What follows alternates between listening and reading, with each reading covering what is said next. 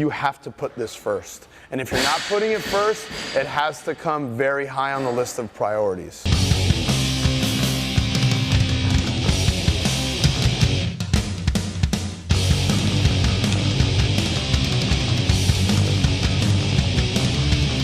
These people are sacrificing their relationships with spouses and loved ones. They're sacrificing education. They're making huge financial sacrifices to put this first. Those girls are in the gym almost more than I am. When I get here at 9 a.m., they're here, they eat here, they bring their dogs here, you know, their boyfriends will come visit them here. That takes a lot of drive and a lot of self-control to be able to put your outside life on hold. Push! Come on, D!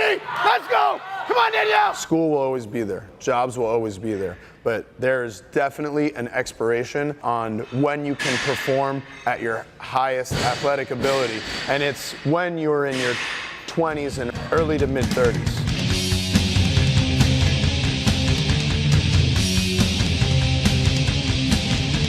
CrossFit can definitely take an emotional toll on you because you put so much into it and you expect just as much in return as far as like your body responding and your growth in the sport, and sometimes things don't necessarily move as quickly as you'd like them to, especially your weaknesses. So there are definitely some days when I leave crying in my car, or I go home and I feel so frustrated. One more, come on.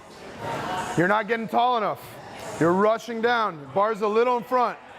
It's a lot of ups and downs, so you know, you have your really good days where you're really happy, and then you have really bad days. It's heartbreaking because you work so hard for it. Some days you want to quit, but I mean, when you have those good days, it's just all worth it. I think a big part of being a coach is knowing who needs certain kinds of motivation. You're rushing yourself under the bar way too fast. Come on, consistency. You've been here. Let's go. While you might like label someone like, okay, this guy needs to be talked to in such and such way, or this girl needs this kind of treatment, that involves and changes on a daily basis. So if you got your elbows into a better position and your bar had even more height here, right? The bar, yeah, okay. It would fall higher. Sometimes it's about like being able to read your athlete as they freaking walk into the gym in the morning. Just their body language, how they put their bag down, how they say hello to people. Very good, that's your best one today. 2, come on.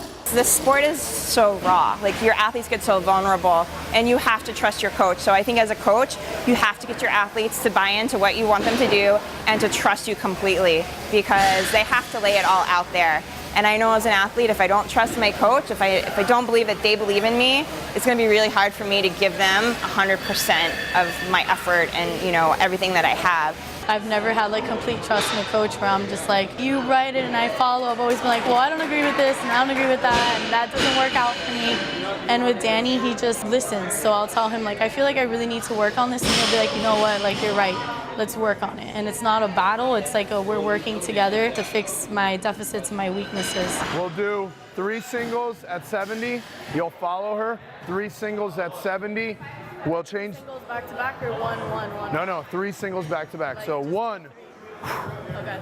2, 3 at 70. So I don't necessarily believe that like everyone needs tough love, everyone needs their hand held, everyone needs a high level of communication, or everyone needs to be independent. What I believe and what makes a gym, a program, a trainer, a coach, an employee better is being able to read the situation and give that person that right kind of attention.